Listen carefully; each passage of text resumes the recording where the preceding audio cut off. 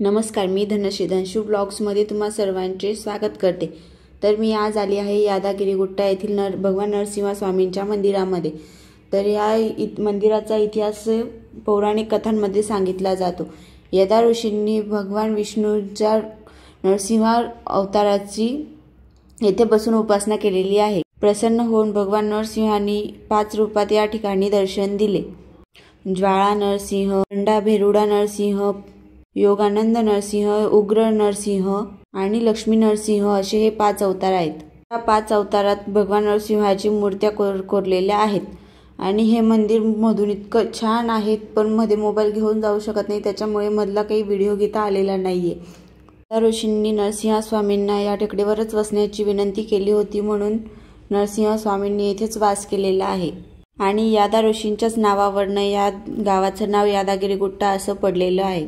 ऐतिहासिकदृष्ट्या हे मंदिर दक्षिण भारतात पाळल्या जाणाऱ्या वैष्णव आगमशास्त्रांच्या तेनकलई परंपरेचे पालन करते।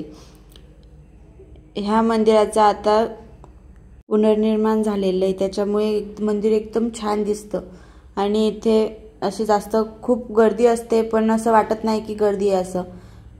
थेट गाड्याही येऊ शकतात आणि आपण पायीही येऊ शकतो।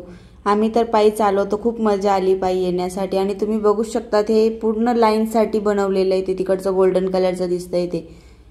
यादागिरी गुट्टा हे भुवनगिरी जिल्ह्यात येतं आणि मंदिरावरनं व्ह्यू तर इतका छान दिसतो, पूर्ण ग्रीनरी दिसते आणि पाणी दिसतं आणि पायऱ्या उतरतानाच असे बसलेले असतात ते विकण्यासाठी।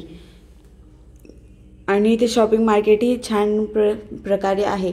आपल्याला जे काही देवाचं शॉपिंग वगैरे सर्व काही इथे अवेलेबल होऊन जातात आणि किमतीही मोस्टली थोडा जास्त आहे, पण काही एवढं नाही। आणि हा बघा असा व्ह्यू दिसतो पूर्ण टेकडीचा, यादागिरी गुट्टाचा एकदम छान आहे, टेकडीवर बसलेलं आहे ते। आणि रिटर्न येताना असं छान आम्हाला तलाव लागला, पाणीही खूप छान होतं आणि बसण्यासाठीही सोय छान होती तिथे। आणि आता थोडे पुढे काही आमचे फोटो आहेत, तर चला बाय। फोटो बघून जा आमचे, लाईक शेअर सबस्क्राईब करा। थँक्यू।